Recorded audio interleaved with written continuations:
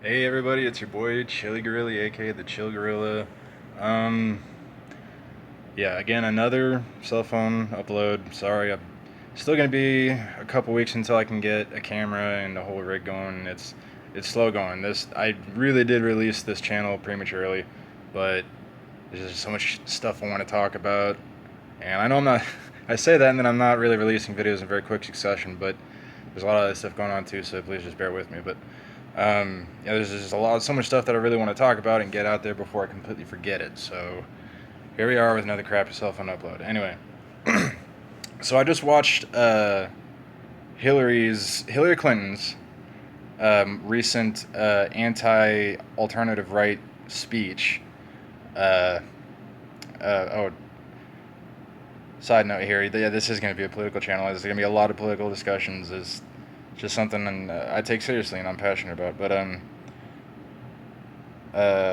yeah, she went so far as to even I listened to and watched the Alex Jones show and go on Infowars.com and the Drudge Report and all these other Breitbart, great news mediums. But she called Alex Jones out by name for how he calls out 9/11 and the OKC bombing as being inside jobs, and I just think it's so hilarious that she even had the balls to do that because, especially being a politician, you would think she knows better than to. So here's the thing: she knows she's lying. She's fully aware of it.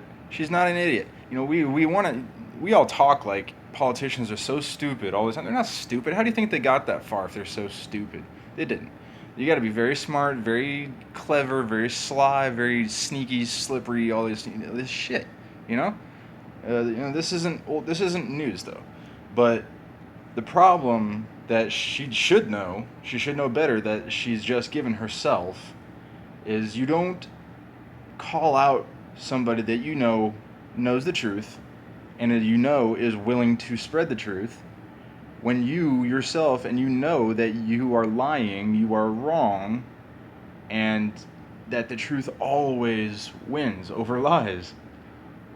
I mean, maybe that's the part that she's missing. I really think that might be the critical link that she's missing. That's the only thing that really makes sense. But here's the analogy that keeps going and coming through my head is she reminds me of the analogy of a chihuahua barking at a pit bull from across a white picket fence.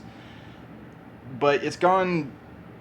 The analogy goes, bark all you want, but what do you do when somebody actually opens the gate?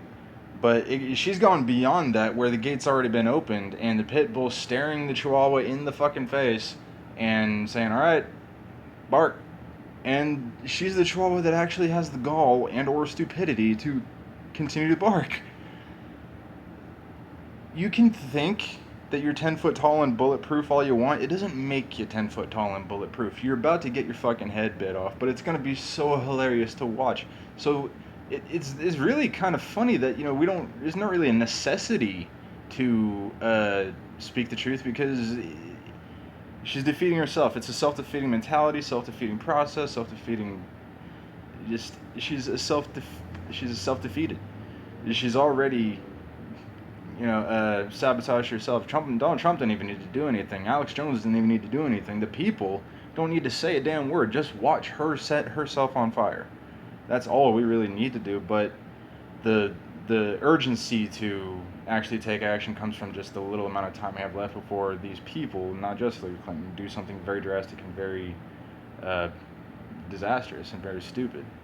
And so that's really where the urgency comes into play. Is that if this country is to have a second chance, the people have to rise up and do something, just like our forefathers did 240 years ago. And don't you think it's kind of hilarious? That's exactly 240 years ago this year that this country came into was born. Yeah, I don't think there's too much coincidence behind that. I think 240 years is about average for most countries to have a revolution. Uh, you know, uh, and there's of course there's many examples of empires that went on longer without, or governments or systems or whatever you want to call them, that went on longer than that without having any sort of flashback. But in modern history, And look at the Soviet Union. I mean, communism is another self-defeating system, and it's one of the major reasons why it collapsed so fast. I mean, come on, 70 years isn't long for a country. I mean, if you wanted a good example of why communism is bad, just look at how long the Soviet Union was even a country. That system only survived for 70 years, and it survived by divvying out the wealth that Russia had already accumulated before it had become the Soviet states. So, and then look at any other communist country afterwards. But